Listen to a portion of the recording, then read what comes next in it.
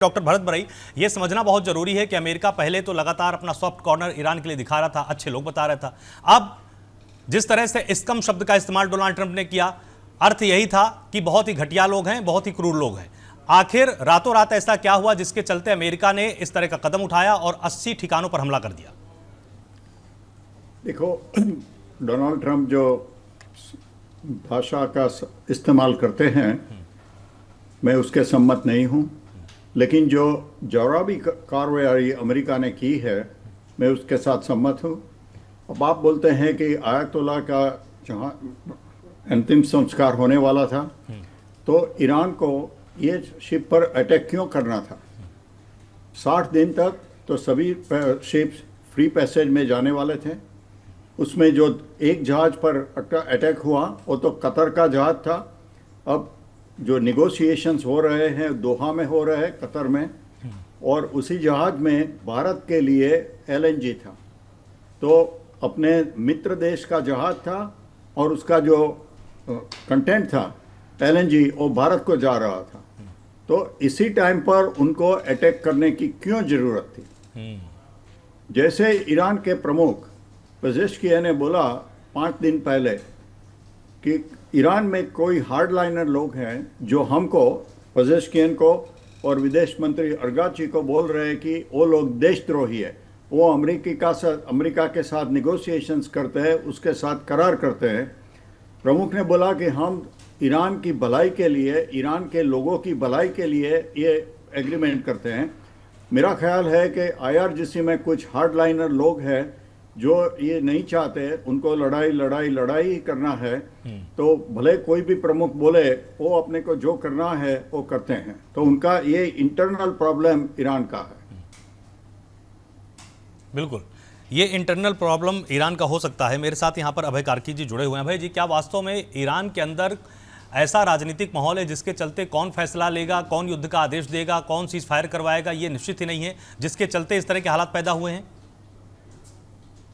जी, ये जो अयतुल्ला खमेनी थे, वो काफ़ी साल से राज कर रहे थे और उनका अपनी काउंसिल के साथ पूरे देश पे और पूरी गवर्नेंस पे अच्छा होल्ड था।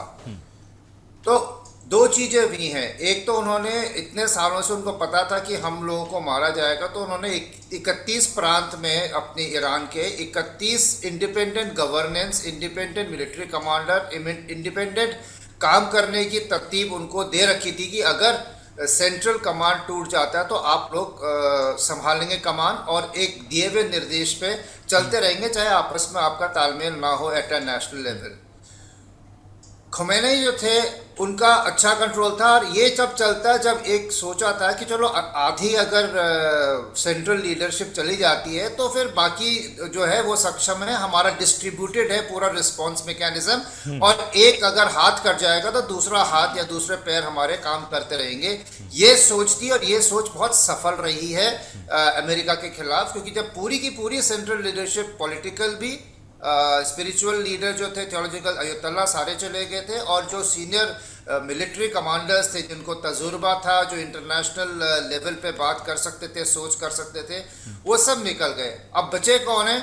आपके 31 प्रांत में 31 मिडिल लेवल ऑफिसर्स है आईआरजीसी के, और ये तो अभी बड़ा क्लियर है कि जो अयतुल्ला की अपनी स्पिरिचुअल आइडियोलॉजिकल लीडरशिप थी वो तो ख़त्म हो गई है। मुश्तबा पता नहीं है कि नहीं है, पर सामने नहीं आते हैं। तो अभी सिर्फ अगर कंधे पे किसी के बंदूक रखी जा रही है तो आईआरजीसी का जवाब है और आईआरजीसी कंट्रोल है। और जो ये बचे हुए थोड़े से पॉलिटिशियन, स्टेट्समैन हैं, अब देखिए विदेशी ताकतों से, अमेरिका से अगर विदेशी स्टेट्समैनशिप में बात करनी है, डिप्लोमेसी में बात करनी है, तो उसके लिए आपको सीजन डिप्लोमेट चाहिए। वहीं पे आपके पेजेश्कियान, अरगाची और ये गलीबाफ, ये लोग आते हैं जिनको, और पेजेश्कियान अगर आप समझे तो ये इलेक्शन में एक पॉपुलर लीडर इलेक्ट होके आए हैं, यही है जो इलेक्ट होके आए हैं। और लेकिन प्रेसिडेंट की जो पोस्ट है उसको कोई खास पावर नहीं होती थी, लेकिन फिलहाल अभी ये नेगोशिएट कर रहे हैं कि इनको, क्योंकि इनको डिप्लोमेसी की कला पता है।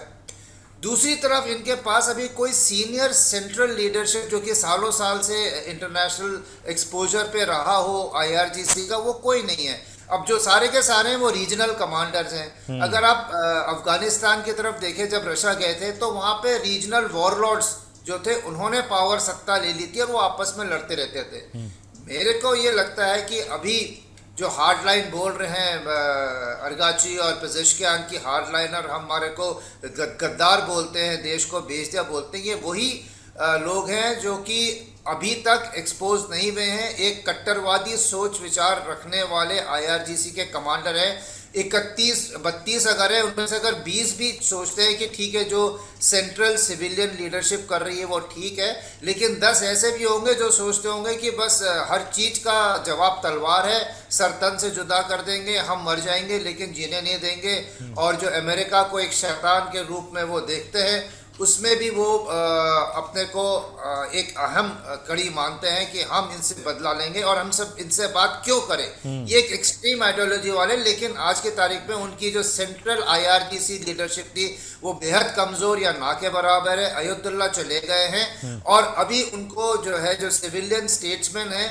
और आईआरजीसी, इन दोनों के बीच में बात हो रही है। आईआरजीसी रीजनल कमांडर्स और इन्हीं में से कई जो एक मैवरिक टाइप हैं या आप बोलिए जिनकी बहुत ही अद्भुत सोच विचार है, ये जब भी बातचीत हो रही है ये हफ्ते में 1-2 हफ्ते में मिसाइल डाल के शिपिंग पे ये बातचीत को आगे नहीं बढ़ने दे रहे हैं और अड़चने लगा रहे हैं। ये वही लोग हैं जो अपने नाक के आगे तक नहीं देख सकते हैं और खून उनका खौला हुआ है। देश के बारे में कोई मतलब नहीं है। वैसे भी पहले भी अगर देखें, देश की जनता और देश की इकोनॉमी के बारे में ज़्यादा इस जो ये रिजीम है इसको नहीं फिक्र थी, क्योंकि 35-30 हज़ार लोग तो इन्होंने 4-5 महीने पहले ही रोडों पे अपने ही ईरानियों को मारा था।